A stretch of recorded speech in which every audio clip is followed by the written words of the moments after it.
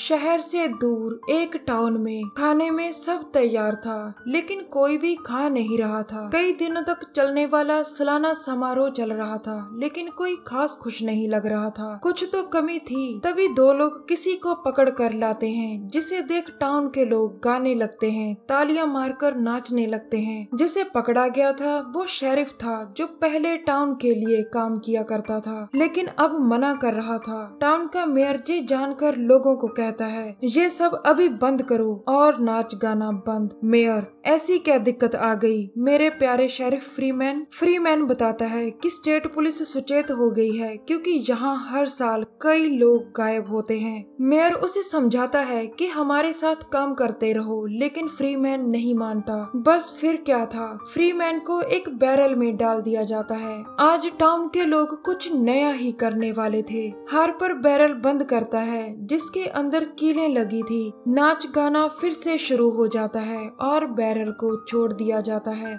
Barrel हवा में उड़ती है और सामने बोर्ड पर जा लगती है। फ्रीमैन को दर्दनाक मौत मिलती है, जबकि टाउन के लोगों को मजा आता है। उसी रात को एक रियलिटी शो की टीम रास्ता भटककर टाउन में पहुंच जाती है। सुबह मेयर आकर सभी का स्वागत करता है और बाहरी लोग हैरानी से उन्हें देखते हैं। मेयर सभी का टाउन के सालाना समारोह में स्वागत करता है। ये देख टीवी शो की प्रोड्यूसर टर्नर डायरेक्टर माइक के कान में कुछ कहती है। दरअसल टर्नर इसी जगह शो के कुछ सीन शूट करना चाहती थी, जिसे माइक भी मान लेता है। टाउन के लोग शूटिंग की बात जानकर बहुत खुश होते हैं। कुछ ही देर बाद बाहरी लोग शो की तैयारी करने लग जाते हैं। कुछ दोस्त टाउन के लोगों से सेवा करवाने लग जाते हैं, जबकि ग्रीन और नेवी शूटिंग की जगह देख रहे थे। दोनों की नजर एक साथ दो लड़कियों पर पड़ती है, जो बैनर लगाने की कोशिश कर रही थी। ग्रीन जाकर उनकी मदद करने लगता है, लेकिन लड़कियों की तरफ देखते देखते बैनर छोड़ देता है, जो सीधा नेवी के सिर पर गिरता है। दूसरी तरफ माइक और टर्नर ग्रैनी का एक शूट ले रहे थे, जिसमें ग्रैनी बहुत खुश नजर आ रही थी।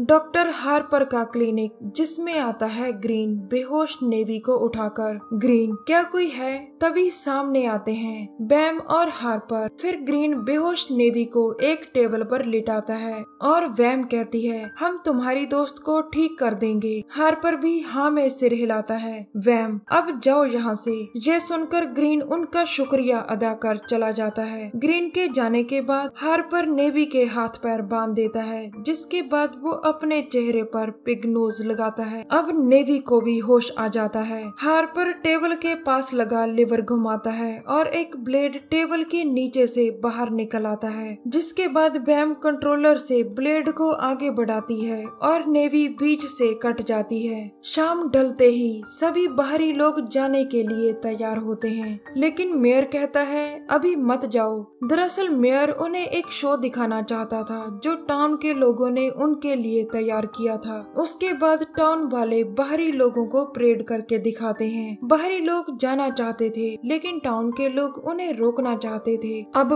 बाहरी लोगों के सामने एक जादूगर आता है और कहता है, मुझे एक स्मार्ट इंसान चाहिए। तभी एक बाहरी लड़का चेक हाथ उठा लेता है। जादूगर, ये हुई ना बात दोस्त, चलो आओ मेरे पास। चेक भागकर उसके पास आता है और जादूगर उसकी आंखों पर पट्टी बांधता है। सभी उन्हें देख रहे थे। फिर जादूगर चेक को पर्दे के पीछे खड़ा कर पर्दा बंद कर देता है। सभी सोच रहे थे कि अब क्या होगा, और पर्दे के पीछे से टाउन का लड़का निकलता है। बेकार जादू था, कुछ मजा नहीं आया, लेकिन असली मजा तो कोई पर्दे के पीछे लेना चाहता था। चेक को नहीं पता था कि वो कहाँ है। तभी एक लंबू टोपी वाला उसके पास आ जाता है। लंबू चेक का गला पकड़कर उसे पीछे को दबाता है, जिससे चेक के दो हिस्से हो जाते हैं और वो लंबू शैतान चेक का मांस खाने लगता है। दूसरी तरफ पर्दे के सामने हार्पर खड़ा था। सभी उसे देख रहे थे। फिर वो माइक को उठकर स्टेज पर आने को कहता है। हार्पर के कहने पर माइक स्टेज पर जाकर वैम के पास बैठ जाता है। तभी दो लोग आकर माइक के कपड़े बदल देते हैं और फिर से बिठा देते हैं। वैम उसके चेहरे पर दाढ़ी लगाती है, फिर घुमाकर उसके मुंह में सिगार देती है। सामने हार्पर खड़ा था जिसके हाथ में एक छोटी सी गन थी।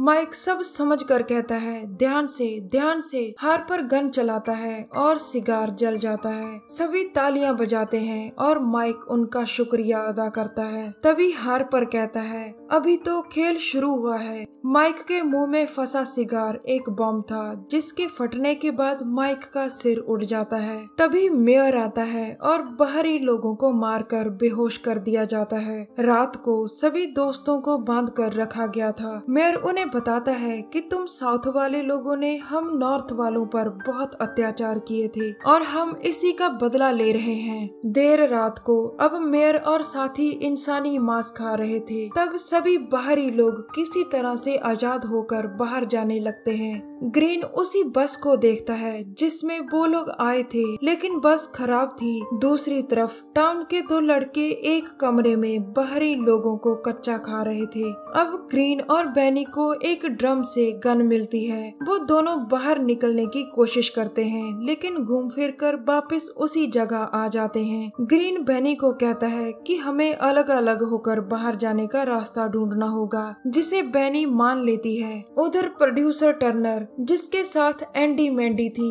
वो भी घूम फिर कर एक ही जगह आ जाते थे। अब टर्नर के सामने एक फावड़ा था। टर्नर जमीन खोदने लग जाती है जो अभी अभी खोदी गई थी। एंडी मैंडी बातें कर रही थी जबकि टर्नर देखना चाहती थी कि जमीन के नीचे क्या है। तभी एंडी को एक गन मिल जाती है और वो गलती से टर्नर पर चला देती है। गोली टर्नर की बांह पर लगती है। मैंडी उसके जख्म पर पट्टी बांध देती है, जिसके बाद वो दोनों टर्नर को खड़ा कर चलने को कहती हैं। लेकिन डरी हुई टर्नर चेयर से गिर जाती है और घुटनों पर चोट खाती है। टर्नर गुस्से में दोनों को डांट कर भगा देती है ताकि वो कोई मदद ला सके। दूसरी तरफ बैम और ग्रैनी को लगता है कि कोई बाहरी कैबिन में छुपा हुआ है। ग्रैनी उसे काटने के लिए बिल्कुल तैयार खड़ी थी, लेकिन छुपने वाला तो ऊपर पेड़ पर लटक रहा था। ग्रीन, जिसके हाथ में अभी अभी चोट लगी थी, नीचे दोनों के जाने के बाद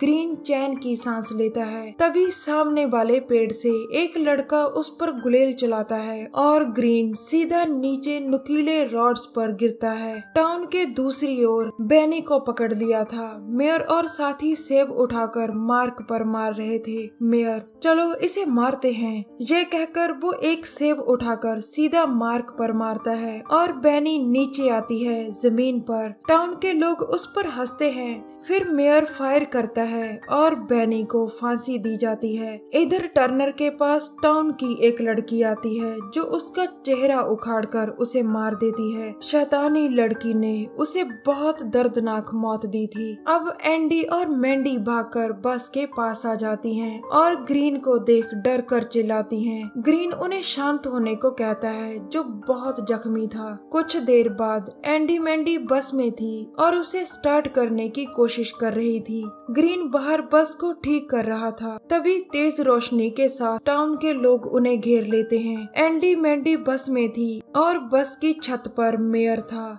ग्रीन उसे ललकार कर फावड़ा उठाता है जिसे मेयर स्वीकार कर लेता है। ग्रीन बस की छत पर आता है जिसका सामना मेयर से था। नीचे टाउन के लोग धीरे धीरे एंडी मैंडी की तरफ बढ़ रहे थे जो बस को स्टार्ट करने की कोशिश कर रही थी। ऊपर ग्रीन और मेयर लड़ रहे थे जबकि नीचे टाउन के लोग बस के अंदर आना चाहते थे। ऊपर ग्रीन मेयर की आंख में फावड़ा मारता है जिसे वो पट्टी से ढक कर रखता था। मेयर को जख्मी कर ग्रीन नीचे आकर बस को ठीक करने लगता है और बस स्टार्ट हो जाती है। तभी ग्रीन के सामने मेयर आकर खड़ा हो जाता है। ग्रीन उसे देखता है और तभी मेयर अपनी तलवार से बस का बोनट बंद कर देता है। ग्रीन बस के इंजन के फैन में आकर कट जाता है। एंडी मैंडी ग्रीन को मरा देखकर वहां से बस चलाकर भाग जाती हैं। लेकिन अगले दिन दोनों सड़क के बीचों बीच खड़कर आपस में खामखा लड़ने लगती हैं और तभी एक कार उन्हें कुचल कर चली जाती है। दोस्तों, कई साल पहले दो वर्गों के बीच दंगा हुआ था जिसमें टाउन के लोगों के पूर्वज मारे गए थे। इसीलिए टाउन के लोग आज भी अपने पूर्वजों की मौत का बदला ले रहे थे। दरअसल दंगा चाहे बड़ा हो या छोटा, हमेशा अपने पीछे नफरत छोड़ जाता है जिसका कोई अंत नहीं होता। हमारी वीडियो देखने के लिए धन्यवाद। प्लीज हमारे चैनल को जरूर सब्सक्राइब करें।